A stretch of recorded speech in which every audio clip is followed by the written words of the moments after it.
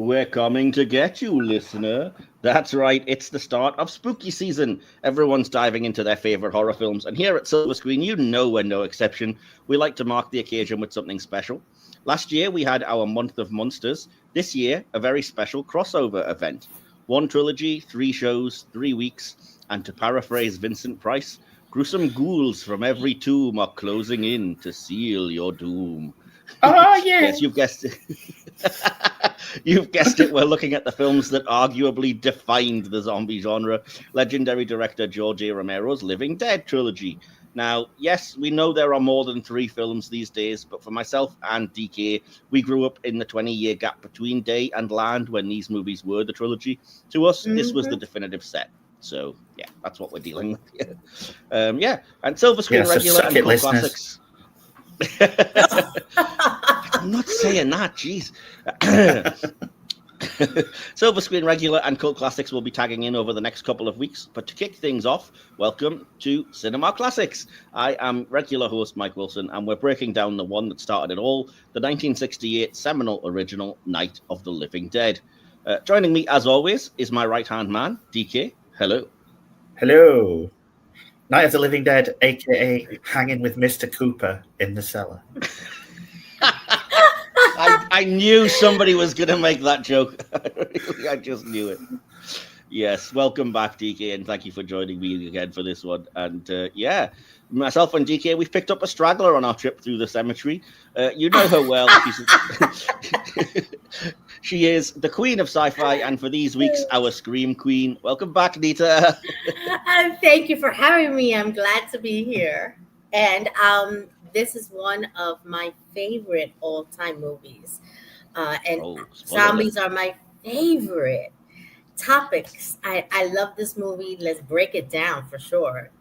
Awesome. I've heard you mention zombie stuff a few times on Sci-Fi Queens and that you're a fan. Yes. So. I'm a big zombie fan. If it's out there, I will find it. I will read it. I would watch it. Absolutely.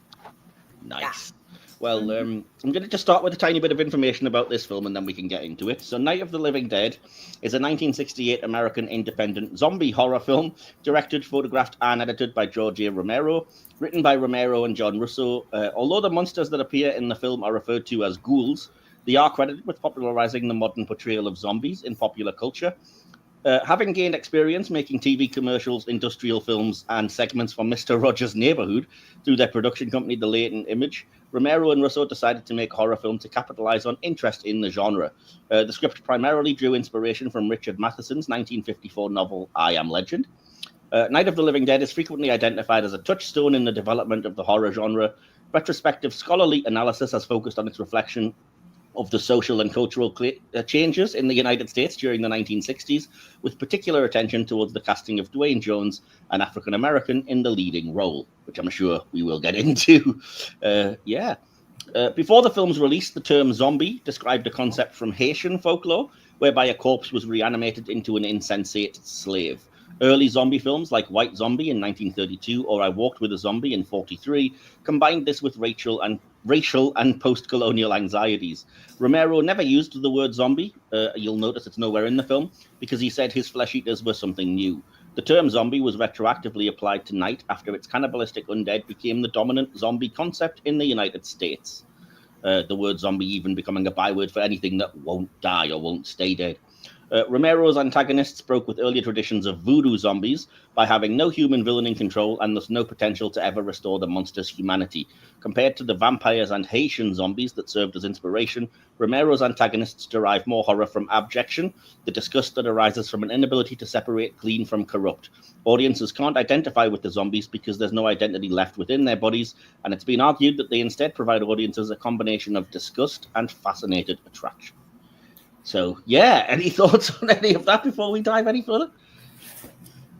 I love the history. No, it's fantastic. I love that you gave that. I wasn't sure that you would. The history on the Haitian zombie lore and give all of that wonderful information. But I'm so proud of my brother from another UK mother who just brought that. Yes, I love it. Yeah, I felt like I need to get into it because it's baffling to me. It's hard to grasp that there was another meaning of zombie, and it's so different. And I remember when I first sort of encountered that, it was when I walked with a zombie at university, and I went in expecting what we think of as a zombie film, and I was like, what the heck is this? This is like, this is like some African country, somebody being reanimated like a slave, like a puppet thing. This isn't zombie. It's like, no, this is what it meant back in the day, So, like, oh, okay, cool. Anyway, yeah. Do you guys have any thoughts before I jump into beginning the analysis of the film? No, let's do this. No. Do you want the behind the scenes stuff now, or? I do, but I'll give you a nod when I'm ready for the behind the scenes, because I just wanted to first of all deal with the fact that there are numerous revised versions of the film. I'm not going to get into all of them because there's a lot of them. But yeah, there's multiple versions with content added, deleted, rearranged, or modified, including colorized versions, a 3D conversion, and even an ongoing project to create animation over the actual audio from the movie and reanimate it.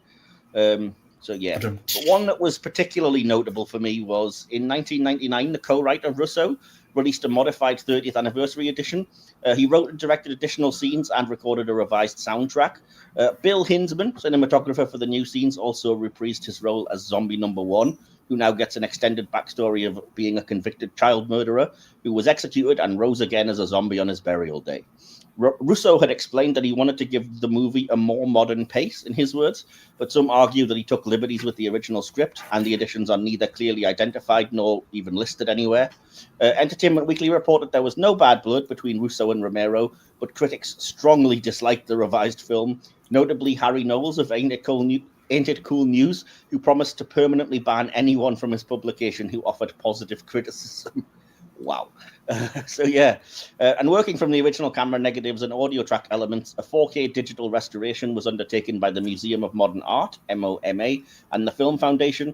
This same restoration was released on Blu-ray by the Criterion Collection in 2018, and 4K Ultra HD Blu-ray in 2022, which will surprise no one, and get ready with your drinks, is the version that I own and that I watched. So yeah, had to get that in there quickly before we all. So yeah, I watched the Criterion Collection 4K. Fantastic transfer, by the way. I have to say it's really good. And I think you watched the Blu-ray version of the same thing, DK? I did, and the transfer of that was really good too. So I can only imagine what the 4K was like. Very. I mean, it's never going to look, anything other than what was filmed in 1968, but it's flawlessly smooth and just amazing. And yeah, it's weird seeing something that old that looks that good, but I did love it. I think. Oh, that was it. Nita, which version did you watch? Did you just find it for free somewhere, by the way? Or you? No, I've watched this 1969 version so many times, but this last time I just watched it on Amazon Prime. Cool. Fair enough. Yeah, we'll get into the reasons why you can watch it basically anywhere free in the behind-the-scenes bit. But, so I'll tell you what, DK, that's a good place to jump in and do the behind-the-scenes. Have you got that ready for me? That's a smooth segue there, yeah. I've got it. Behind the scenes on this one. Romero used guerrilla filmmaking techniques he had honed in his commercial and industrial work to complete the film on a budget of approximately $100,000 at the time. Unable to procure a proper set, the crew rented a condemned farmhouse to destroy during the course of filming. Night of the Living Dead grossed $12 million domestically and $18 million internationally, earning more than 250 times its budget and making it one of the most profitable film productions of all time. The initial budget for the film was $6,000. Each member of the production company invested $600 for a share of the profits. 10 more investors contributed another $6,000, but this was still insufficient. Production stopped multiple times during filming while Romero used early footage to persuade additional investors. The production company, Image 10, eventually raised approximately $114,000 for the budget, which is roughly $1,030,000 today. Work began under the generic working title Monster Flick, was changed to Night of Anubis after Romero's short story that provided the basis for the script, which was also the title of the work print version, and was completed as Night of the Flesh Eaters, a title not used in the final release due to a potential conflict with a similarly named film simply called flesh eaters. While changing the title, the copyright notice was accidentally deleted from early releases of the film. Night of the Living Dead created a successful franchise that includes 5 sequels released between 1978 and 2009, all directed by Romero. Due to the aforementioned error, when titling the original film, it entered the public domain upon release, resulting in numerous adaptations, remakes, and a lasting legacy in the horror genre. The film has been released to own hundreds of times on multiple formats from VHS to DVD, Blu-ray and 4K, but due to its public domain status, it's the first, and so far only film that we've covered that you can watch in multiple places completely free, including the whole film being embedded on its Wikipedia page. An official remake written by Romero and directed by Tom Savini was released in 1990. You can watch an interview we did with the star of that film, Patricia Talman, by following the link that will be in the episode description below. Awesome. Is that what you had for us for that? That's what I've got. Great. Awesome. That's fantastic. Yeah, with that Pat Tolman interview, we did talk about Night of the Living Dead, so I will link that in the episode description. So, yeah, before we dive any further into the bits and pieces that we normally do, the writing, plot, directing, and so on and so forth. I'm sure our fans know this. They also probably know that I like to start by asking what your first experiences were of this film, and if you can remember the first time you saw it. And Nita, we've kind of kept you quiet for a little bit, and you said you're a big fan of this. Yes, I'd love to know what was your first exposure to the film, and what was it that made you a fan, I guess, of when you first saw it? I had never seen, this is the first film I had ever watched with zombies in it and about this topic. And I've always liked horror and things like that. I was very, very young. This was out for quite a while. And they were putting it on rerun on TV. And I was fascinated by the storyline, by how people, just struggling to survive. And there was this, creatures that no one really knows anything about kind of coming into play here, and it's like they're back from the dead. They're literally dead and coming back. How is this possible? And it just made me want to know more about this lore, and maybe we want to just learn more about the creativity of these stories, and it was just very drawing to me. And I absolutely loved these movies, and there were so many that came after this movie, and it just got better and better, and I literally watched them all. Awesome. And how about you, DK? What was your first exposure to this? In a weird kind of typical fashion for me, I watched the trilogy in reverse. I had a feeling you were going to say something like that. So yeah, I saw Day first, and then Dawn, and finally this one. Obviously, I knew that it was in reverse order, but it's just the way I stumbled upon them, really. And I believe I watched this. I think it was late one night on TV. Obviously, it's pretty much, as I said in the behind the scenes, it's free to watch everywhere now, but back then there was no internet, so exactly. You kind of had to wait for it to come out on TV. Yeah. Mm-hmm. So I think it might have been the BBC one late night, and which is how I watched a lot of movies, to be fair, and that's right there. Okay, cool. As for me, it's a weird one because I know it wasn't the very first zombie film that I ever saw. And if I remember correctly, I think I was in high school and I was just starting to collect DVDs. And because it was public domain, it was on a double DVD set with a similarly public domain movie, which I can't remember the name of, but it had a very generic zombie movie-ish title, like, Revenge of the Flesh-Eating Dead or something or other.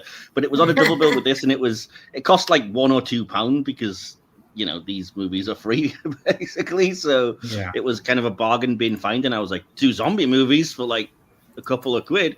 I'll definitely have that for my DVD collection.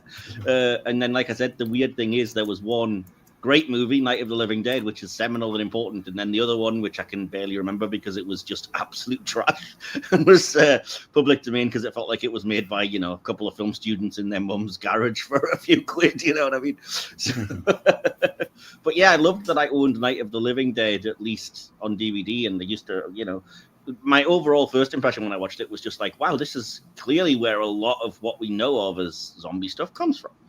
Even then, I was like, wow, it's 1968, so this probably is the first time you've seen a lot of this stuff. And even though it doesn't really shock in the same way now, I can imagine at the time it must have been huge. And I appreciated a lot of other things that I'll get into that make it a film to appreciate and a film that I was like, this is actually really bloody good. So again, I'll get into that when we start breaking it down. So yeah, do you guys have any other last sort of thoughts or feelings before we dive deeper into it? No, let's get to it. Right. We'll dive in and then we'll start with the writing and the plot. Wow, I have a lot here, more than I thought. So let me just start by saying that Russo and Romero abandoned an early horror comedy concept about adolescent aliens after realizing they wouldn't have the budget to create a convincing spaceship, of all reasons. Russo proposed a more constrained narrative where a young man runs away from home and discovers aliens harvesting human corpses for food in a cemetery. You can kind of see what's happening here. Romero combined this idea with an unpublished short story about flesh-eating ghouls, and they began filming with an incomplete script. According to Russo, the screenplay written prior to filming only covered events up to the emergence of the Cooper family. Russo completed the script while filming, and Romero later expanded the final pages of his short story into the sequels Dawn of the Dead in 1978 and Day of the Dead in 1985. But more on that later. Richard Matheson described Romero's interpretation as, quote, kind of cornball and more theft than homage. In an interview, Romero contrasted Night of the Living Dead with I Am Legend, saying that Matheson wrote about the aftermath of a complete global upheaval, whereas Romero wanted to explore how people would respond to that kind of disaster as it developed. Film historian Robin Wood interprets the flesh-eating scenes of Night of the Living Dead as a late 60s critique of American capitalism. Wood argues that the zombies' consumption of people represents the logical endpoint of human interactions under capitalism. This theme will be more heavily emphasized in the sequel Dawn of the Dead, and I'm sure we'll talk about it then. The lead role was initially written for a white actor, but upon casting black actor Dwayne Jones, Romero intentionally did not alter the script. The film appeared in theaters at a time when very few black actors played leading roles. Asked in 2013 if he took inspiration from the assassination of Martin Luther King Jr. in the same year the movie was made, Romero responded in the negative, noting that he only heard about the shooting when he was on his way to find distribution for the finished film. So, yeah. Anything there we want to dive into or pick up on? Oh, absolutely. The fact that in 1968, where in this country, in the United States, there was so much segregation going on and so much civil rights issues happening, that they would dare to cast Dwayne Jones and to play Ben, a black actor, that was huge. That was a huge chance that they took, because they could have, shut that down and go, no, we can't do this. And he could have lost the funding. He could have lost the ability to make the film. We would have lost this amazing film. It would have been a disaster. So that really shows you how daring and how forward thinking this individual was to do this. Yeah, for sure. And I have to say, Romero has commented and said that, he recognizes that it was, progressive, but he wasn't deliberately setting out to be. He says that it was just a matter that Dwayne Jones gave the best performance in the audition, and not being biased against any particular race, he cast the best person for the job, which in its own way is kind of a progressive thought, I think. But it is progressive. That is progressive because he saw beyond the color of someone's skin without ignoring someone's skin, which is important. No one wants to be looked at and go, I don't see color. Well, then get some glasses or something, because you got color blindness. That's not healthy.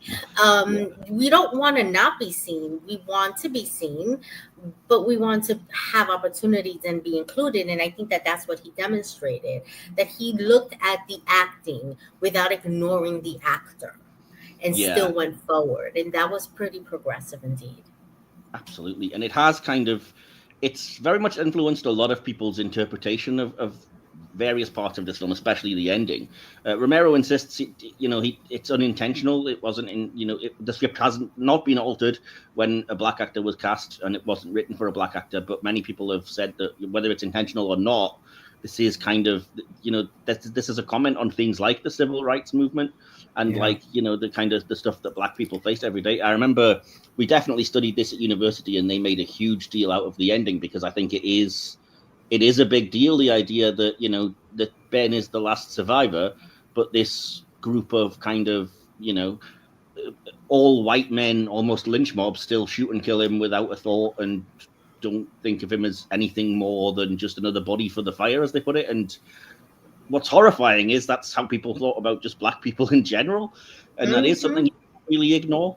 DK, do you have any have you dealt with this kind of analysis when you've been looking at the film? Or? Oh yeah. It's I mean, even though Romero says it's unintentional, you can't help but pick up on the themes and the fact that it's a bunch of, how should we say, good old boys at the end that just seem to be walking around. I mean, they delve into it a little more. There's more like a party atmosphere when they pick up events at the start of Dawn, but we'll get into that. So you just imagine them walking around with the rifles, swigging the odd beer or two. And it does come across. It does come across as very relevant for, well, I guess not just the time, but up until today, where we're obviously picking up on themes that were unintentional, but they nevertheless shine through. Yeah, absolutely. And that's something that when you watch the movie today, you see it even more clear as you mature and the history, of what was happening in 1968 in the United States and what's happening now. You see it and you're going, wow, how relevant is this? Yeah.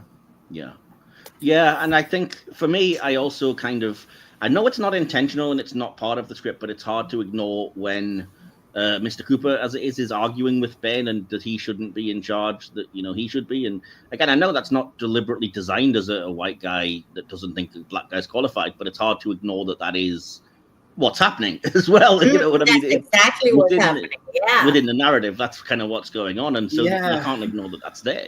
I mean, when I was watching it this time, and the part where Ben turns round and he says, "You're the boss down there. Up here, I'm in charge," and I cannot imagine the reaction from certain members of the audience to that. It's a powerful thing.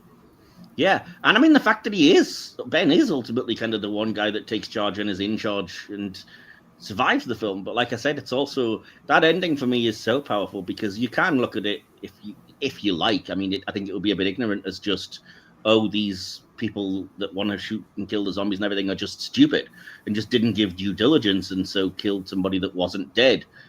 But equally, I think it could be looked on, like I said, as a comment on the way that certain people saw black people and didn't see them as human. And like I said, to them, they just recognize, it's another one. It's just another zombie, another dead thing, another inhuman monster or whatever. Awful thoughts and awful things. But again, you can't really avoid Yeah, I think that's why the remake, and it is a very good remake, is not as powerful as this one, right? Because they kind of have you seen it? I haven't, but I do know they do a lot better with the character of Barbra in the remake. That's about the only thing I'm aware of because we talked about that with Pat Tallman. Yeah, she has a lot more agency, but they kind of swap it around where the Ben character, who's played by Tony Todd, God rest his soul, in the movie, buys it, and the only one that actually survives is the Mr. Cooper analog.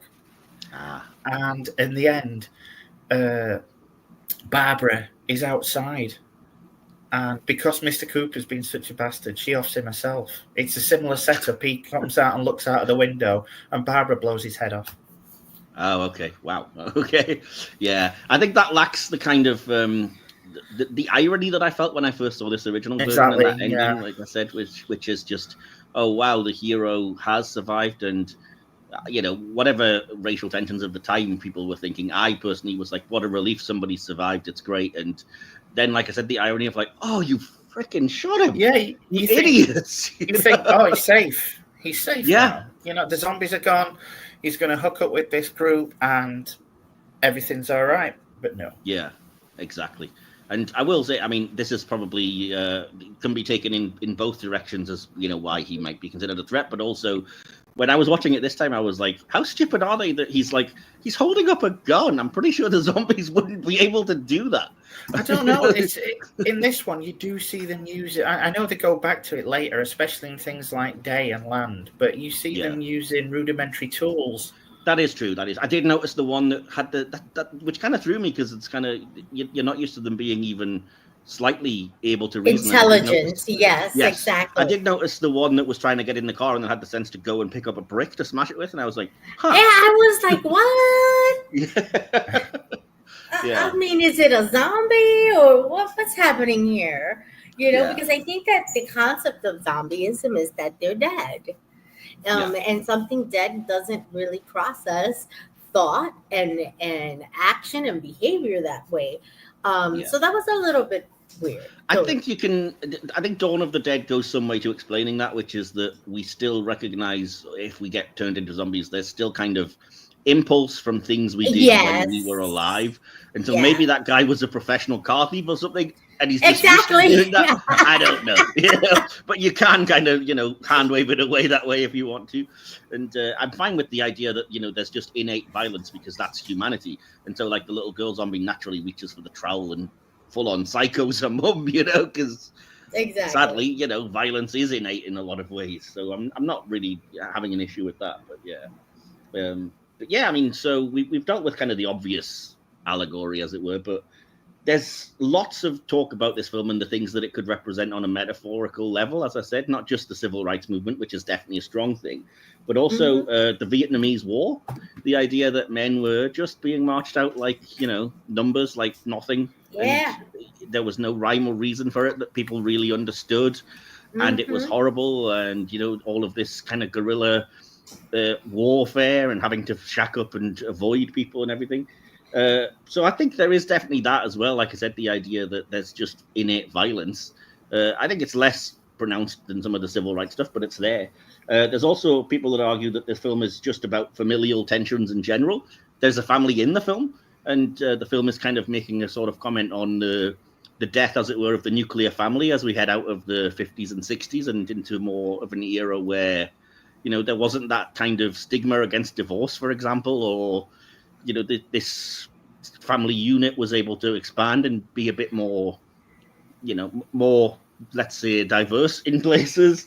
And so they see this as kind of potentially representing either fears of that or a version of that the film is saying, it's something to be scared of, but also, there's comfort in that, I guess. I don't know. Do you guys have any thoughts on any of that? Or? I didn't honestly pick up on that, to be honest. So it's intriguing that you bring that up, and it's possible that next time I go back, I'll look at it with fresh eyes.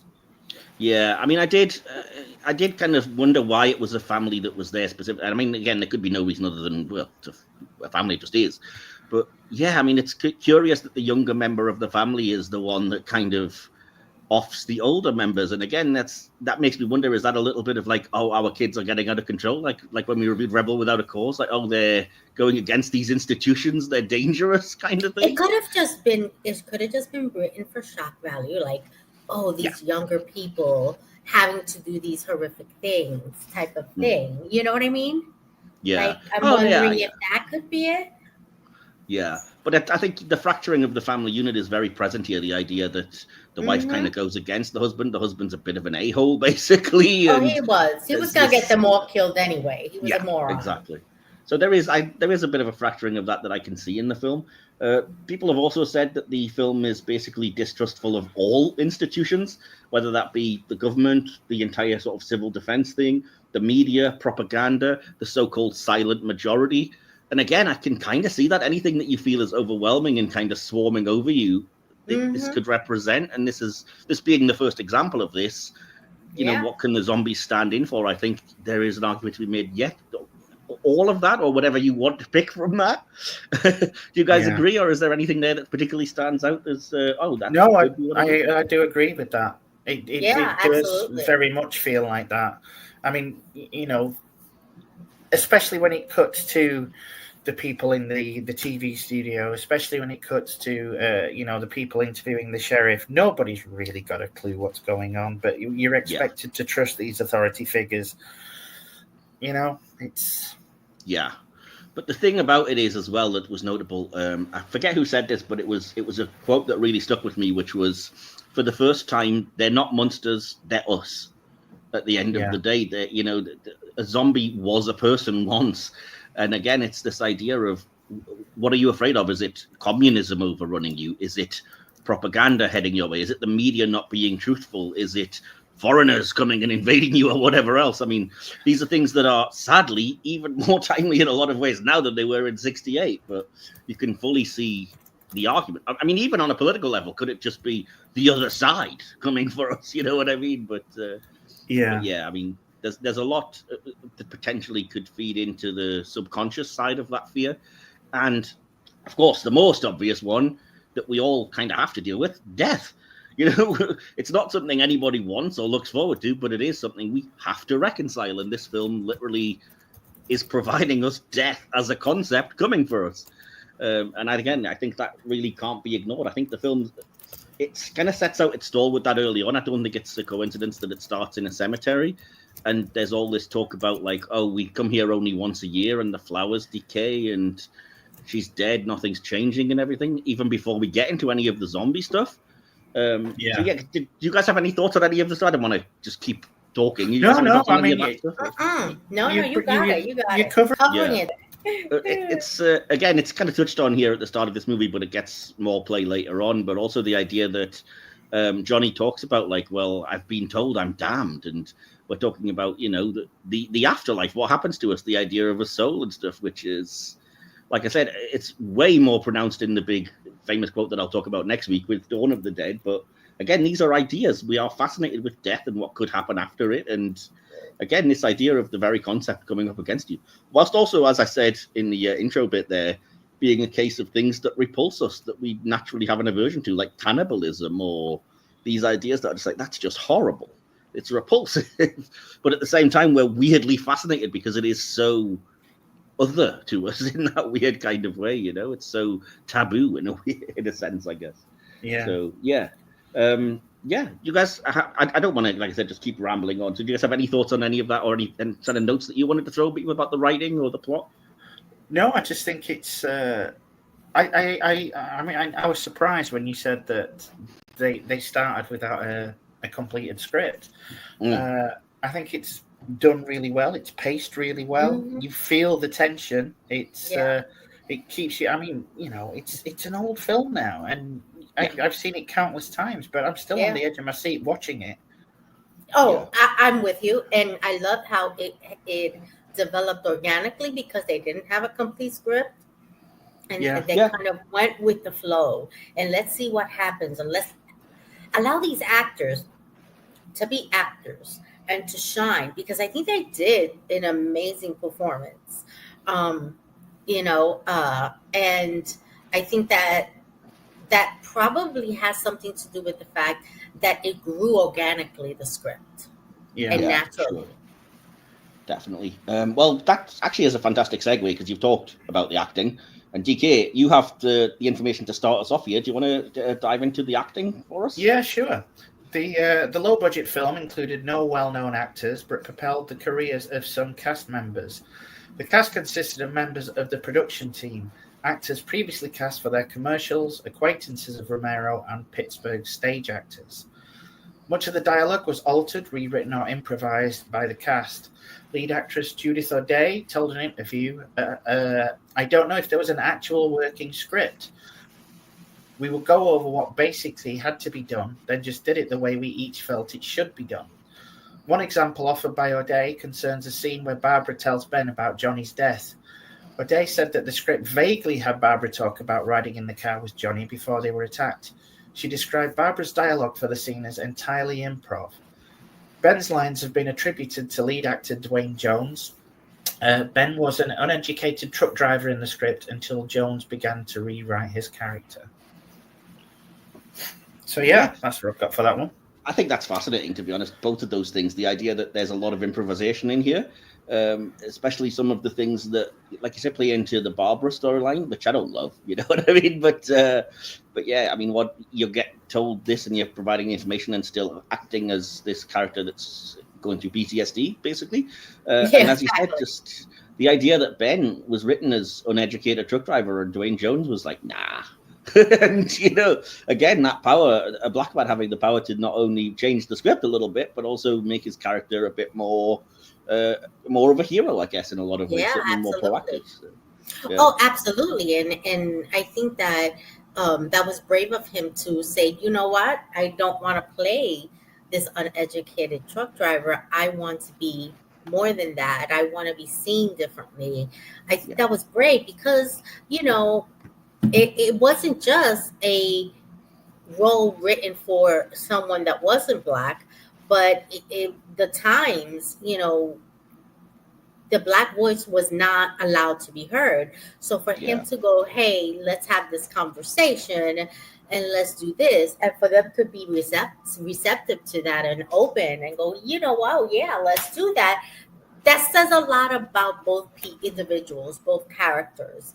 And I think that that's fantastic. And it teaches us that it doesn't matter if it's 1968 or 2025, there is absolute room for equality, for inclusion, for representation, and to be ahead of the times and be progressive as human beings.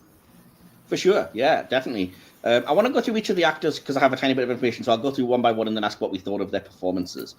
Starting with Dwayne Jones, we've already basically talked at length with the things that I wanted to say, other than apparently Jones, went on to have a decent career in other films, but remained worried that people only recognized him as Ben, which I feel is a shame. It's kind of the typecasting thing that always happens when something, blows up and becomes big. But I thought he was really good in the film, so I can't say I've seen any of his other films, but I'm sure he seems like a damn fine actor. And like I said, in this film, I don't love everything the character does. I think him slapping Barbra was unnecessary, and it's hard to like him and kind of forgive him that. Nothing to do with the color of his skin. I just don't love, the whole violence of it. And again, there are times when I think he's a little bit too harsh towards the other characters, when the situation could have demanded a bit more of a lighter touch. But in terms of the overall acting, like I said, he is the hero of the film and he is the protagonist, and I do follow him the whole way and believe it. And like I said, that ending, if you didn't, that ending wouldn't have the impact. And at the end, you are just like, oh, what have you done? So, yeah, what do you guys think of Dwayne Jones? Well, starting with you, Nita, have you already given all your thoughts? Ooh, no, I think that his character's personality was the take charge kind, right? If you're given the time that he's lived in, that is not something that people of color were allowed to have or to do. But he knew that in order to get ahead and be successful, that's what he had to do. And he took those skill sets and he put them into saving lives. And he knew he was right. He knew he had to take charge, and maybe, maybe he was a bit of a bully at times. But it kept people safe.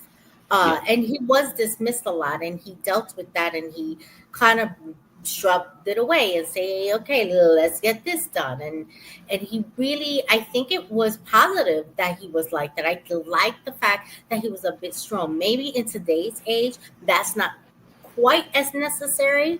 But in the times of this film, 1968, the actor, I think, was playing someone really well. I think that that's how they would have had to have been, because they would have treated him that way. I think it was natural in that time, not right, but natural for people to behave that way during that time. And I think that he wanted to defeat that natural way, and in order to do that, in order to save his life and the lives of others, he had to kind of be forceful and be the tough guy. Yeah, for sure. And I will say he never comes off as anything other than competent, which, it doesn't seem like a big deal to us. But again, in 1968, the idea of a competent black man was, to many people, that would have been more unbelievable than Living Dead. You know what I mean? But I like that the film and certainly the actor were just like, no, we are competent, capable people, for crying out loud. There's no reason not to be.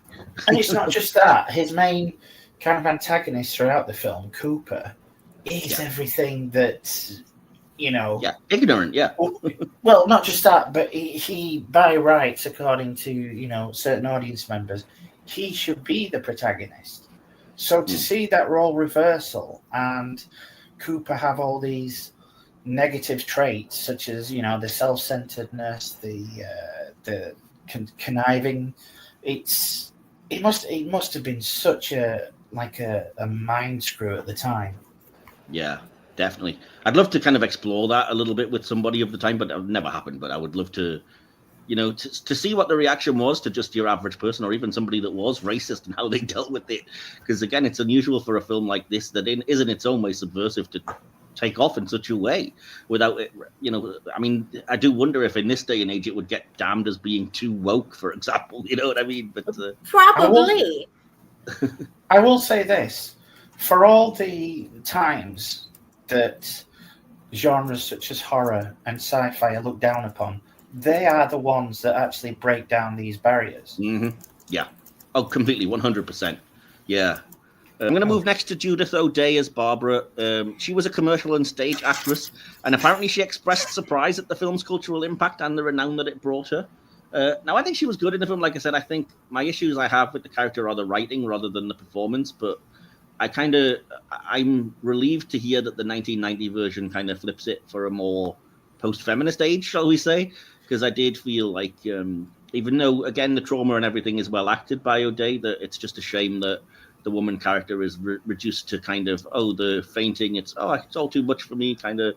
Not all of the women, mind you, but definitely this main character is reduced to being broken and, in a mental complete fugue because she can't deal with the reality of it. And so it's a shame. But again, if you're going to act that, at least I do think she acts it believably and well. And she from the start, we'll be honest, Barbara's not played as a very likable character. She goes off on her brother as soon as he starts having a bit of fun with her. But as you say, she's reduced to that archetype of screaming, fainting, not knowing what to do. That said, I think her performance is fantastic. She's, she plays someone with PTSD just perfectly. I mean, as I was watching it this time, I was blown away by, and I think in a lesser actor, it would have come across as hokey or cornball. But I completely believe her performance in this, and I think she does a fantastic job. I mean, she's kind of the heroine, but she's not given much to do. But what she does with the material is another thing entirely. And the fact that, all these years later, we still class her as one of the main protagonists along with Ben, I think is down to her performance, because I think with a lesser actor, the role would have just sunk into the background. Yeah. And I do think there's a certain relatability there, because I can't say that I wouldn't necessarily have that level of a breakdown if this was actually happening. Who's to say? I don't think we're ever going to, fingers crossed, face a zombie apocalypse. But it's kind of like I would potentially be in that state. And like you said, it's kind of sensitively handled and kind of believable when she's, picking bits of fluff off the side of the sofa, or just rambling about, we can't take the car because Johnny had the keys, or that whole thing about, we better get moving, we're going to leave, it's almost 10 to 3 or whatever it is. And it's kind of, it should be potentially annoying, but it just, for me, it breaks my heart, because it's just kind of like, woman. I mean, there's that entire sequence where she's telling Ben what happened.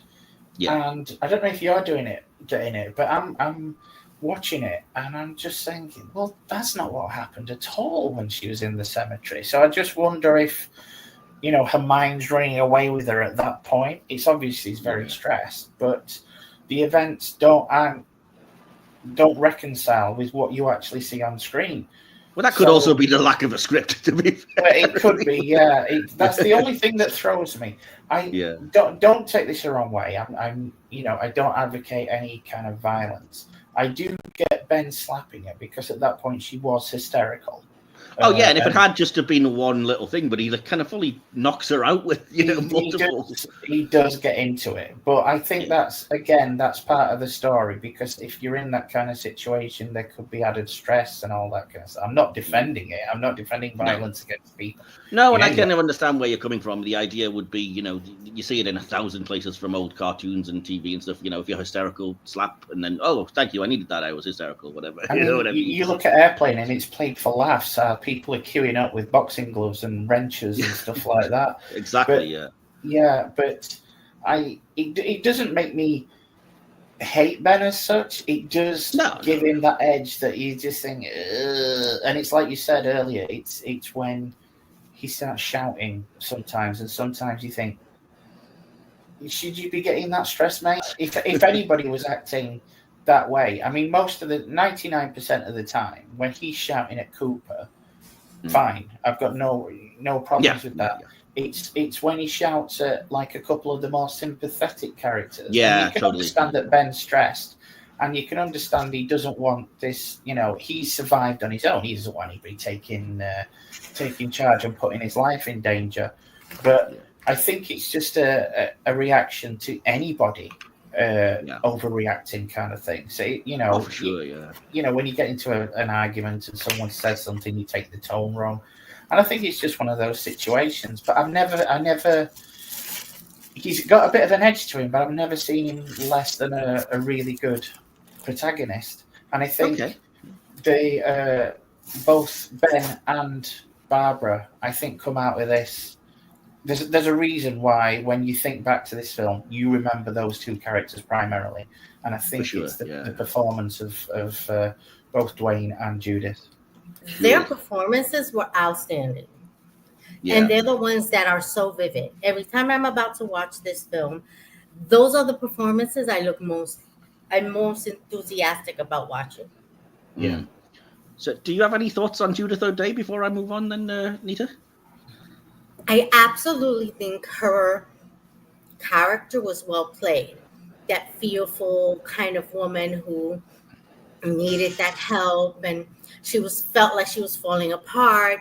I felt like they really gave a little bit of everything emotion-wise in this movie. And I think that she represented the part of humanity that would be terrified. Yeah, that's what I said. Yeah, scared, And I think that she was convincing. And I know that women can argue, they did the trope of a woman being so frightened, but women would have been exactly that during that time. It fit. Yeah. It resonated, right? And I think that's what's important, that there was that soundboard that people could can see themselves in. Yeah, for sure. And I know we've kind of moved on a little bit from Dwayne Jones, but I really want to get your perspective on this as the one person that's non-white amongst the three of us, because I was kind of I was saying. I think that's fair to say, isn't it? She's running to the mirror. Says, I don't love the plot idea that Ben slaps. Barbra. Oh no, that was bad. Yeah. No man of color would have, no person of color would have back then slapped a white person in the face, no matter how hysterical they were. Shake her a little bit or tell her focus, something else, throw water in her face. But to slap her, he was risking life and limb, and life and limb was already at risk. And I think that the natural reaction would have been like, can someone help her? Because this is, that would have gotten him, had it been a real scenario, would have gotten him, not unalived immediately by the good old boys. But I understood that they were trying to make him just like everybody else, in a sense, but he wasn't just like everybody else. No. And I think they kind of just dropped the ball on that one. Yeah, I mean, we were saying we understand the idea that around this kind of time it was a common kind of trope that, a hysterical woman, you slap them and oh, thank you, I was hysterical. But we think it was played a little bit too much because he doesn't just slap her once and he full on kind of knocks her out. Basically, it's kind of like, yes, that's a bit much. But what I kind of wanted your opinion more so on was that we both said, me and Diki, that there were times when Ben seems like he's being unnecessarily angry or shouting, and I was like, I worry that it's kind of a little of an internalized racism on my part of like, oh, how dare the black man get angry or whatever. Do you think he went a little bit overboard at times from your perspective, or is that just us, reading too much into that? I think maybe you're reading just a tad bit in it. I think that he was very passionate, and I think that he was scared. And I think that he needed to get people's attention. Because if he spoke softly, he would have been ignored. Because he was right every single time. It wasn't like he was wrong, you know. But I think he needed that passion. Here's the problem where the line is thin and needs to be walked very carefully. You also don't want to go to that other side of the angry, yelling, violent, minority mentality, which that could have been interpreted that way, and maybe some do. And I understand why they feel that way. But I think that the character needed to be forceful. I think he needed that. He needed to be that way because I think that it was important in order to save lives. Otherwise, he wouldn't have been heard. But I do see your perspective that it's could this be a little bit stereotypical kind of writing? Oh no, it wasn't just that. We were kind of saying we were always on board when he was shouting or angry at Cooper because that guy's clearly a jerk. But what we balked a little bit about was when he was doing it to the more sympathetic characters, like the women or the ones that he was still kind of snapping at them, and we were just kind of like, right. Yeah, I didn't understand why he needed to yell at the women that really weren't doing anything that needed yelling. They were a bit annoying at times, but I think that they wanted to keep that fire kind of going throughout his journey in this process. That makes sense, yeah, for sure. And I don't think that emotional code switching was something people knew about.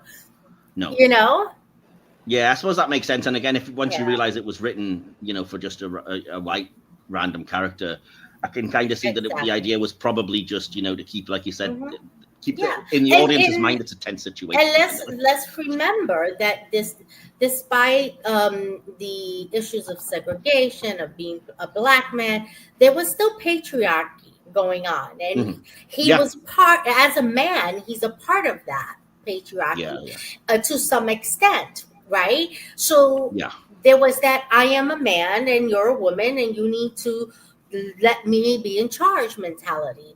And that goes on in every culture, in every color of skin. So I think that was really strong back then, and they were really putting emphasis on the strong male kind of character. Oh, yeah. And I did say I do like that as much as this film is very progressive on a racial level. I like that when they remade it in 1990, they made it for a post-feminist world, and they actually made Barbra way more proactive and kind of kick ass and more of the kind of a heroine as well. So, I'm going to go through the other things that I have on these actors, and then I'll just ask you general thoughts on the rest of them, because I want to kind of get through them and not take up too long. So Russell Striner plays Johnny. That's Barbara's brother, of course. Striner was Romero's business partner at the late Image and was a producer on the film. In the film's credits, he's only listed as a producer and not as a cast member. He had no previous film acting experience, but went on to have a small body of work as an actor and producer, notably producing the 1990 remake, where he also had a cameo as Sheriff McClelland. His line, "They're coming to get you, Barbra," became so iconic to the point that it is even parodied in the zombie comedy Shaun of the Dead. I don't know if you guys know this. I did get an immediate laugh when that happens, when they're talking about it's Nick Frost, isn't it? We're coming to get you, Barbra. Carl Hardman plays Harry Cooper. Hardman was president of Hardman Associates, not surprisingly, and like Striner was one of the film's producers. Cooper's wife was played by Hardman's real-life business and romantic partner, Marilyn Eastman. Hardman also did uncredited work on sound effects and music editing for the film, adding electronic effects to the stock music used and creating a novel electronic soundtrack. Apparently Marilyn Eastman played Helen Cooper, but also played the unnamed bug-eating zombie, which I didn't notice, weirdly. I didn't know that. No, me neither. Kyra Schoen plays Karen Cooper, Hardman's daughter in real life. 9-year-old Schoen played the zombie little girl, as I said. That's Karen Cooper, but also portrayed the mangled corpse on the upstairs floor that Ben drags away. So yeah, that was an actual 9-year-old girl he was dragging, apparently. Oh, geez. Yeah. Poor little girl. Bizarre. This is a bit of a sad one, unfortunately. Keith Wayne plays Tom. That was the stage name of Ronald Keith Hartman. After this lone acting role, Wayne went on to work as a singer, dancer, musician, and nightclub owner, and then became a successful chiropractor in North Carolina.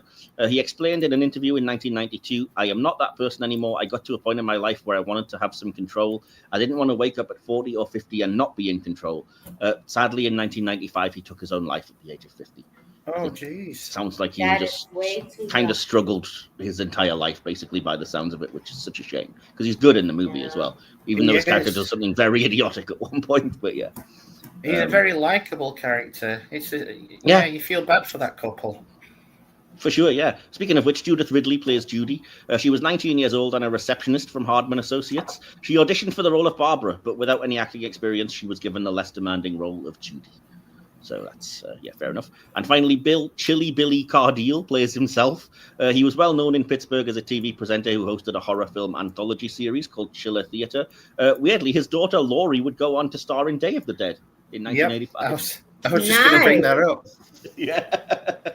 There you go. I did it for you. So yeah, that's all the actors. So is anybody particularly stand out, or any thoughts you wanted to kind of go on to about anyone that I mentioned there? I honestly think to say that, they weren't professional actors for the most part, they do a cracking job. There's nobody that you look at in this and think, "Ooh, you're hamming it up a bit," I do a little, but not because of them, because it's 1968, and I think everybody in that era was a little bit hammy, basically. So, yeah. I think I really like Judy's character. I would have never guessed that she wasn't an experienced actress. Oh yeah, a receptionist for the production company. Yeah, and what's interesting is that I always thought that her character should have been given more lines, should have been given more screen time, because I think that she represented a side of women that were starting to become free and more independent and be more embracing of their femininity and their womanhood. And I thought that she represented that a bit. And it would have been nice to see more of her. Yeah, I agree. And again, like DK was saying, I think pretty much everyone here, with the exception of the patriarch of the family, is quite likable. Even as I said, even when Tom does something really stupid and gets the Jeep blown up, and I was like, "Oh, you idiot!" You still don't really feel, you don't feel any hatred for him. You just feel like, "Oh, you fool." You know what I mean? Yeah. So I watched him and thought, and my immediate thought was that would be me. Yeah, I'd blow the car up. I just know it. I would be the inept bastard that got everybody killed.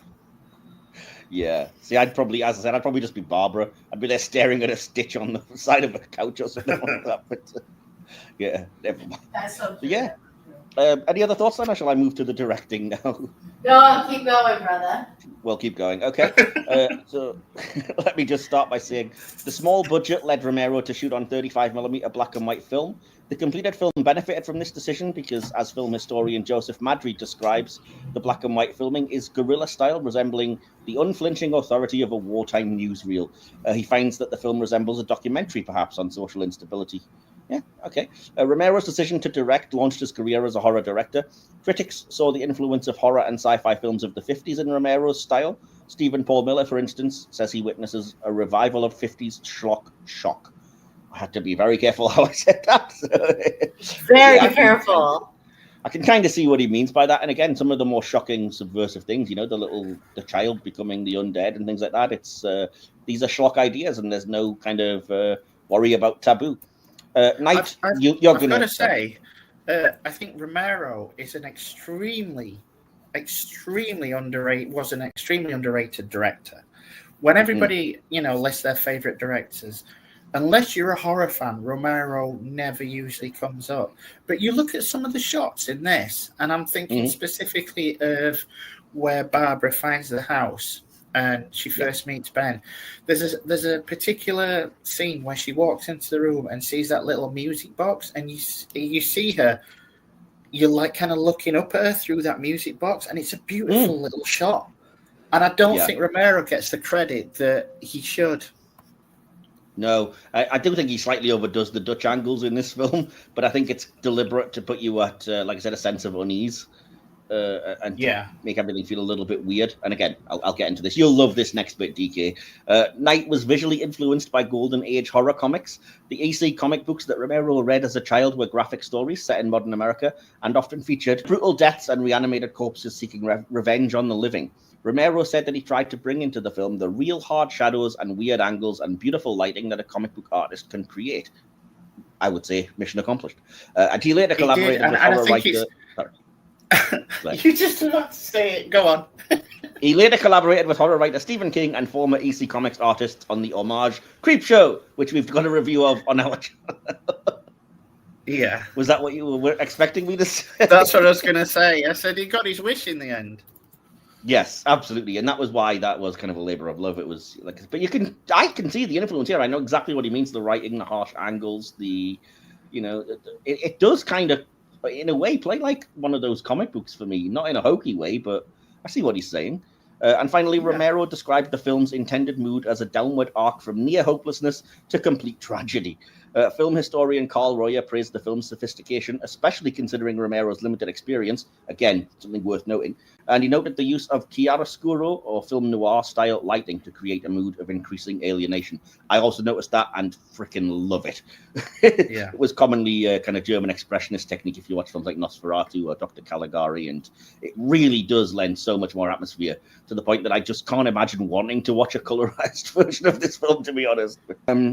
Yeah, there's a few things that I'm going to make note that I made note of. First of all, for me, Romero pioneers the opening that's copied in The Shining, The Evil Dead, etc. That you just start with a kind of car working its way down a road slowly before we get anywhere, and it sets up the tone in a weird way. As I said, I think there's a lot of iconic framing, people in shadows, and like I said, expressionism. I thought there was a tiny bit of influence from the likes of Psycho when the trowel murder happens, as I kind of already hinted at. Even down to the score. The score seems very reminiscent as well. Yeah, the score and the fact that it's kind of off screen, but you see it in shadow and blood splashes and the like. I was like, I recognize these techniques as being something that was already around, but again, honed perhaps for this. On the more negative note, I have to say, the start of the movie has the most unconvincing fight between Johnny and the zombie. And when Johnny is supposedly killed because he gets his head placed very neatly down onto a rock, which is clearly supposed to be, him getting brained. And I was like, I get it. You don't want to harm your lead actor and it's 68. What can you do? But it was kind of laughable. And likewise, definitely. Yeah.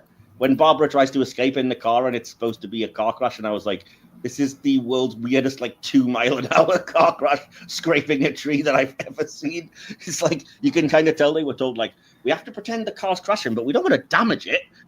Yeah, I wanted to add as well, the pacing, I think, really works in this film, because I know some people have said, it's not modern enough in its pacing. And I think it works because it starts off slow, but it's building the tension. And the last half hour really explodes. And even though a lot of stuff, I was like, it seems like it's keeping for the first hour or so everything off screen, and it's obviously there are budget reasons for this and the like.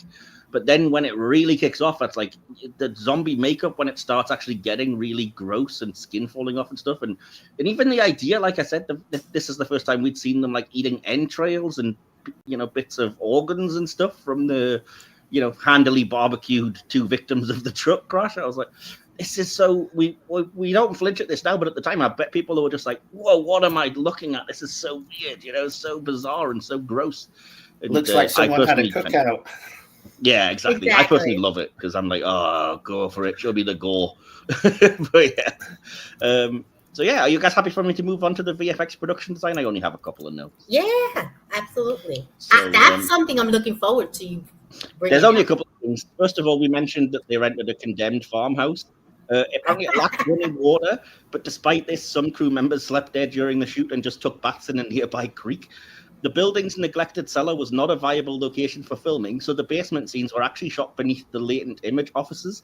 The basement door shown in the film was cut into a wall by the production team and led nowhere, which I think is great. That's brilliant. That's brilliant. Props and special effects were simple and limited by the budget, obviously. The blood, for example, was Bosco chocolate syrup drizzled over cast members' bodies. The human flesh consumed by the ghouls that I just mentioned consisted of meat and offal donated by an investor's butcher shop. Zombie makeup varied during the film. Initially, it was limited to white skin with blackened eyes, which, again, is noticeable. But as filming progressed, mortician's wax simulated wounds and decaying flesh, which I think is really effective. So that's my thoughts on the VFX production design. Anything you guys wanted to shout out, other than you'll never look at the door in the basement the same way, knowing it's nothing? No, I thought it was I think they did well for the budget and the time. Yeah, really well.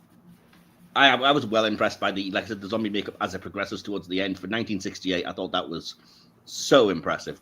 And as I said, the idea of these bits of meat and stuff simulating flesh eating was so effective and so good. What about you, Nita? Oh, absolutely. You know, I love special effects, but when you get these old films, these classic films, black and white, it took so much effort, it took so much creativity to come up with all these things. I think they did a phenomenal job. Awesome. I love it. Awesome. The creativity is beyond. Yeah, I'll try and keep us on course then, because I don't want to take too long with this. So the next thing would be the music and sound. And DK, that's always your purview. So I believe you have the music and sound information on this for us. I do, yeah. The film's music consisted of existing pieces that were mixed or modified for the film. Romero selected tracks from the High Q music library, and Hardman cut them to match the scenes and augmented them with electronic effects. Probably the most recognizable production music to be used were from the High-Q Real D 24 from 1956, which included several tracks composed by Spencer Moore titled Eerie Heavy Echo, and include the opening and closing music in the film. Previous uses of some of these tracks include the Gumby episode The Magic Show from 1956, the low-budget science fiction film Teenagers from Outer Space, 1959, and that is fucking horrendous, that film. I've seen it. And the civil defense film Fallout, When and How to Protect Yourself Against It from 1959. Yeah, if you go on the Wikipedia, by the way, you can watch that, Protect Yourself Against Fallout video with the music in the background. It's so weird. And if you go on YouTube and look up Mystery Science Theater 3000, you can actually watch Teenagers from Outer Space. But even with the riffing, it's pretty hard to get through. Yeah, but yeah, I was going to say my only thought on the music was that sometimes it came off to me a little overbearing, but I think that's just because it's a very early movie and we've become more restrained, and again, they were relying on it to cover for lack of budget and effect and stuff in places, and I don't hate it, but I'm sure they would say themselves, it's not necessarily what they would compose. It was just that they had to use library tracks and did the best they could. So in that respect, yeah, well done. Any thoughts on the music from you guys? I love the music. Really? Okay. I thought it was very classic drama music. Yeah. I love the 60s drama music on TV shows and movies. I find it a bit funny. I think maybe it worked very well back then. But I find that it brings an element of humor when I'm listening to it. Yeah, that makes sense. It's fun, isn't it? Yeah, really. Yeah, it absolutely is fun. Yeah, that's fair enough. Cool. I'll tell you what, we'll move on to the next section now. We are going to do an overall audience response when we reach the end of this trilogy, for the trilogy as a whole. But I don't tend to do that on the Cinema Classics anyway, because I like to look at the critics' response instead, which I have done because I thought it was interesting. But I also have a little bit before that I found really interesting, which I've kind of handed over to you to read out, DK, about a controversy that arose during the premiere of Night of the Living Dead. So would you like to start off our critics' response with that information? Yeah, no worries. It premiered on October the 1st, 1968 at the Fulton Theatre in Pittsburgh. Nationally, it was a Saturday afternoon matinee, typical for horror films at the time, and attracted the usual horror film audience of mainly pre-teens and adolescents. The MPAA film rating system was not in place until the following month, so children were able to purchase tickets. Roger Ebert of the Chicago Sun-Times chided theatre owners and parents who allowed children access to a film they were entirely unprepared for. Ebert noted that the children in the audience initially displayed typical reactions to 60s horror films, including shouting when ghouls appeared on the screen. He said that the atmosphere in the theatre shifted to grim silence as the protagonists each began to fail, die, and be consumed, either by fire or the undead. The deaths of Ben, Barbra, and the supporting cast showed audiences an uncomfortable, nihilistic outlook that was unusual for the genre. According to Ebert, the kids in the audience were stunned. There was almost complete silence. The movie had stopped being delightfully scary about halfway through and had become unexpectedly terrifying. There was a little girl across the aisle from me, maybe 9 years old, who was sitting very still in her seat and crying. At that age, kids take the events on screen seriously, and they identify fiercely with the hero. When the hero is killed, that's not an unhappy ending, but a tragic one. Nobody got out alive. It's just over. That's all. A review in Variety denounced the movie as a moral failing of the film's makers, the horror genre, and regional cinema. The reviewer claimed that the unrelieved orgy of sadism was effectively pornography due to its extreme violence. These early denouncements would not limit the film's commercial success or later critical recognition. Yeah, I just thought that was interesting because it's wild to me that there was a time pre-MPAA rating, or what we would call BBFC over here. So children were buying tickets for this, and I'm like, it's not horrendous, especially by today's standards, by any means. But I certainly wouldn't want a 9-year-old watching this. Well, it's like when we saw King Kong, and it was a lot more gruesome than we remembered. Yeah, exactly. Yeah. But I still think, that was kind of a mistake, and I'm pleased that rating system kind of came in eventually, because, again, fascinating that children were watching. You're right. You know how many movies that I watched as a kid that today, if I was a kid, they would have had ratings that I wouldn't have been able to watch because they really messed with your head. They really weren't appropriate. I do feel for the little kids, especially the girl that he mentions was crying and stuff. Like, I hope they weren't traumatized for life by this, bless them, because, it's not really intended for a child audience as much as, like I said, it's tamed by modern standards in a lot of ways. And that last half hour is a lot to take. But so anyway, carrying on from that, I kind of wanted to add the actual critics' response to it. So in 1969, George Abagnale published the first positive critical review of the film in the 4th issue of Interview magazine. The film also contained an interview with Romero. This review and interview are known as the first acknowledgements of the importance of the film. New Yorker critic Pauline Kael called the film one of the most gruesomely terrifying movies ever made, and when you leave the theater, you may wish you could forget the whole horrible experience. The film's grainy, banal seriousness works for it, gives it a crude realism. A Film Daily critic commented, "This is a pearl of a horror picture that exhibits all the earmarks of a sleeper." While Roger Ebert, as we heard, criticized the matinee screening, he admitted that he admires the movie itself. Critic Rex Reed wrote, "If you want to see what turns a B-movie into a classic, don't miss Night of the Living Dead.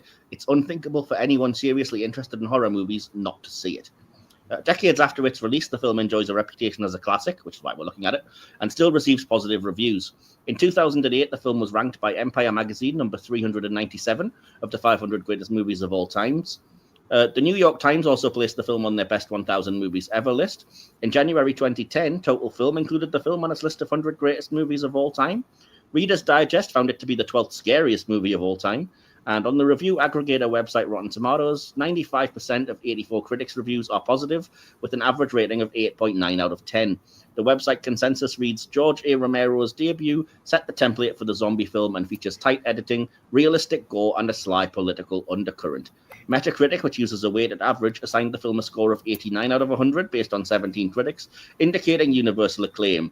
And everybody fill those glasses and raise those drinks, because in 1999, the film was deemed culturally, historically, or aesthetically significant by the Library of Congress and selected for preservation in the National Film Registry.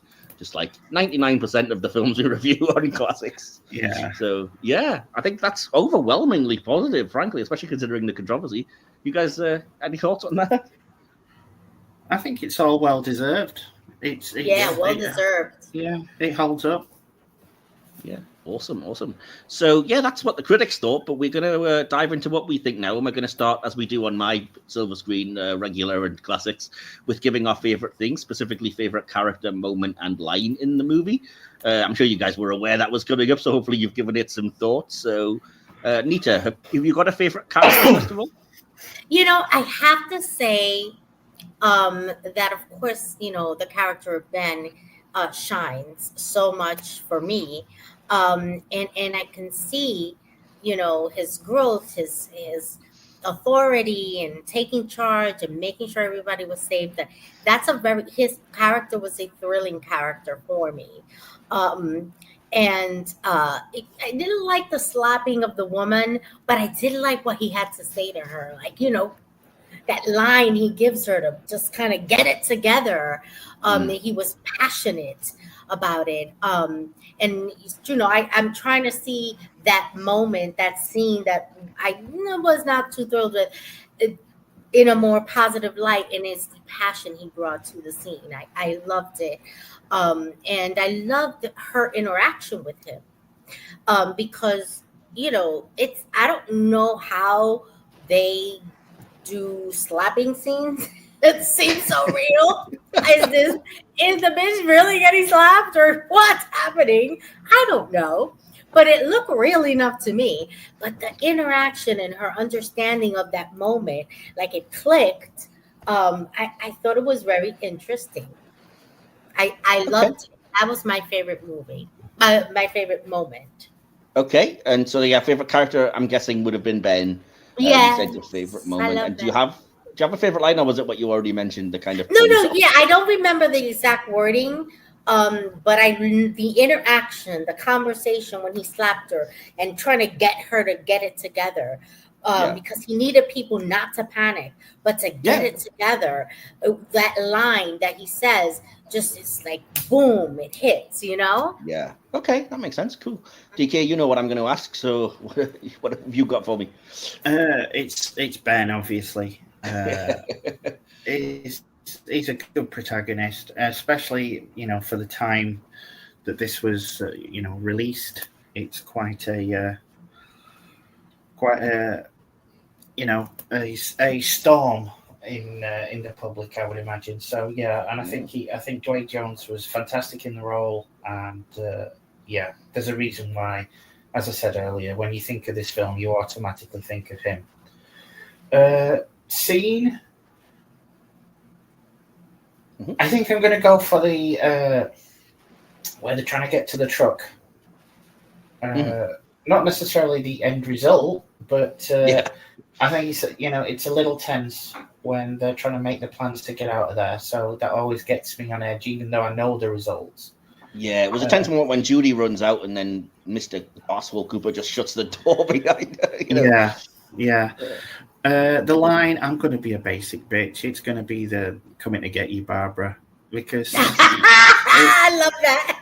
It's just, it's iconic. It's been used so many times in so many different situations now. It's entered popular culture, and even though a lot of times people won't know what they're quoting from, but I love it.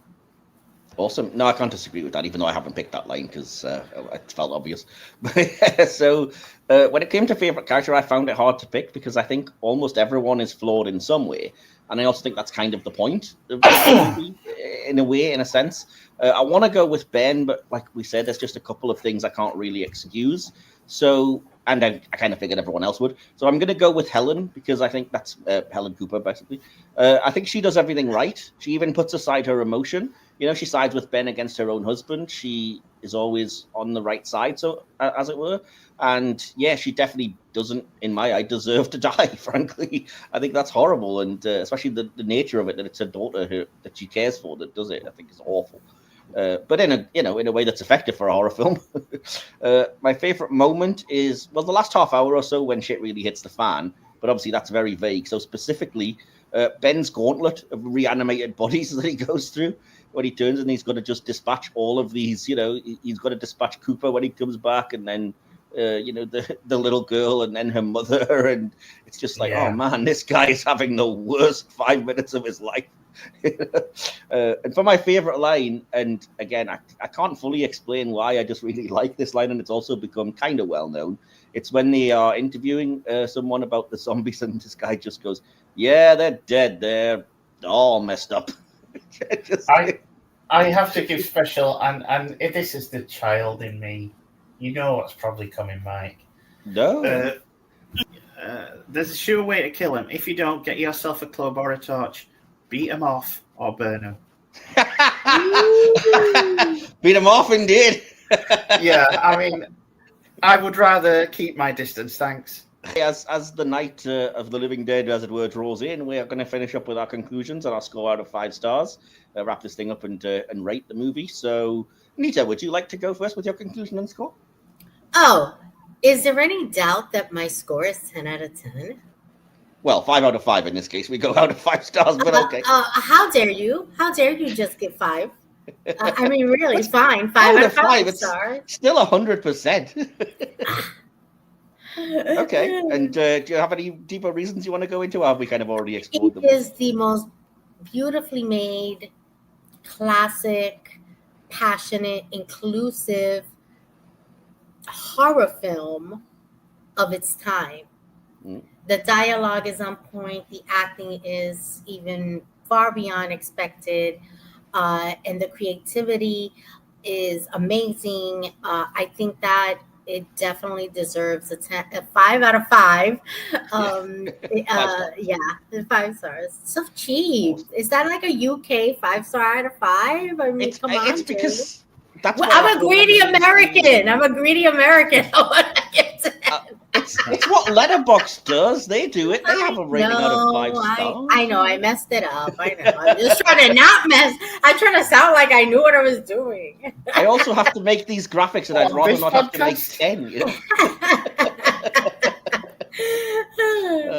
Anyway, DK, do you have a conclusion and score for us? It's pretty much everything Nita said. It is on point. Everything comes together. I cannot give it 5 though, and the reason I can't give it 5 is because we have other bits in this trilogy to come that are possibly going to be higher score, and I just can't do it. So it's just going to have to be a 4.5 from me.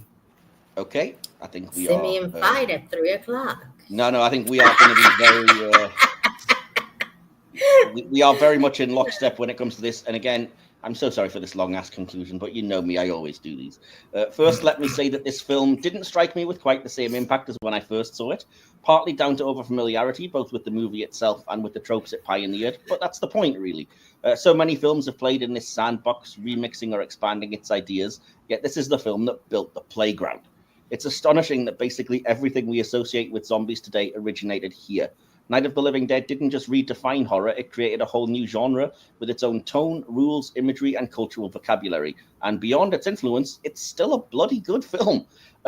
Yes, you could complain about some unconvincing action beats, the overbearing music, or the lack of the sharper satirical edge that Romero would later hone. But considering this was made in 1968 on scraps of a budget, it's remarkable how powerful it remains nearly 6 decades later. The pacing feels slow at first, but it's a deliberate build, tightening the screws before exploding in an extraordinary final half hour. The way those last 30 minutes escalate with gore, tension, subversive twists, and searing imagery cannot be overstated. Visually, the film is striking. The Dutch angles and choppy editing may feel heavy-handed now, but they effectively heighten the disorientation and fear. And the black and white photography is simply beautiful, drawing on expressionist traditions of shadow and negative space to create an atmosphere that colorization could only diminish. The performances are surprisingly strong given the amateur cast. Dwayne Jones stands out especially, not just for his commanding presence, but for the radical fact of a black leading man in 1968. Ultimately, this is one of the most important films in the history of horror and cinema more broadly. It's the cornerstone upon which hundreds, if not thousands, of zombie films and shows have been built. On its own, it isn't quite a perfect film that hits me with the same blunt force it once did, but it's atmospheric, shocking, beautifully shot, compelling, and undeniably a work of cinematic art. You may feel like you've seen it all before, but that's only because Night of the Living Dead was the one that showed us how. A landmark of horror cinema, groundbreaking, atmospheric, and still compelling, even if later works would sharpen the blade. And I also gave it 4.5 out of 5 for more or less similar reasons. So, yeah. If Nita is still talking to us, then I will combine those scores. I may have to break up with both of you. I don't know. Dear drawn emails to you both coming soon. So when it comes to Dawn and Day of the Dead, you won't be hearing Nita. So. Hey, I want to be here for all of them. So, putting those scores together, dividing by 3, of course, gives a final score for Night of the Living Dead of a very impressive 4.6 out of 5. And I have to say, I think that's a strong 4.6. I think we all agree it's the upper end of that. It's between 4.5 and 5, I think, for us, if we're honest with each other. So, yeah. And so the dust settles for now as night fades into dawn. And it just remains for me to thank our awesome guest, Nita. Thank you for joining us. Thank you for having me. Thank you so much. It's always fun to be with the crew. Awesome. And do you have anywhere that people can find you or anything you wanted to plug? Oh, absolutely want something to plug here. You guys can find me in all social medias under Sci-Fi Queens. And our next episode, we're celebrating Hispanic Heritage Month and its influence and representation in science fiction. And on the 26th of September is our next Hispanic Heritage Month episode at 9 p.m. Eastern Time. We will be interviewing one of my 4 favorite sci-fi indie comic book author, John Evina. I am fangirling out even now. And I'm very excited to have him on. He has fantastic comics that are sci-fi and so rich with Latino culture. And I'm excited to talk to him. That's September 26th at 9 p.m. Eastern Time. Find us on Sci-Fi Queens, on YouTube, Spotify. We're everywhere. That is awesome. And I always leave the links in this episode description. And Thank you. Always check out the Sci-Fi Queens. They are a fantastic podcast and genuinely deserve like way more views and way more, people talking about them, I think, than they currently have. So go check them out. Thank you. Tell them that Mike sent you, and then I might get some kudos, even if Nita didn't like There you go. I'll forgive you if you say Mike sent me. I'll forgive him. And of course, I've got to give a special thanks to DK for always standing with me in both film analysis and monster fighting. Thanks again, bud.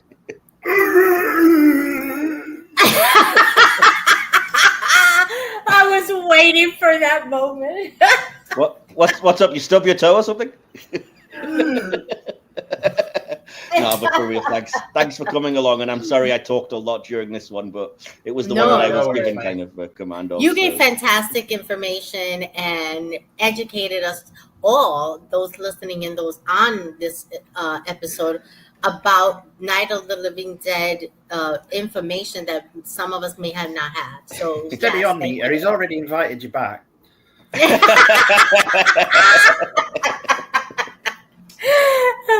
He said it. No, that's fine. I probably will talk slightly less on the next 2, but I can't promise anything. But anyway, you can find all our social media links through the link tree in the episode description, or by following the on-screen prompt during our YouTube outro. Please do like, comment, share this around, join the spooky fun. We're here to have a bit of fun during this spooky season. So right now, though, we're going to try and get some rest because next week, Silver Screen Original picks up the baton. Our same Intrepid team will be back, possibly with a new member, though that remains to be seen. And this time, we're going shopping. Until then, remember, lock the basement, keep calm, and pay attention to who you're shooting. Good night. Good night. Woo. You have been listening to the Silver Screen Cinema Classics Show, part of the Silver Screen Podcast. Cinema Classics is hosted, produced, researched, scripted, and edited by Michael Wilson. Additional material by DK. Follow us on social media, our YouTube channel, or wherever else you get your podcasts. Links to all of these places can be found via the link tree in each episode's description. This podcast is a Media Matters original production created by Mike Wilson. Don't forget to like, subscribe, and share far and wide. Join us again next time, and hopefully this could be the beginning of a beautiful friendship. Here's looking at you, kid. Cut!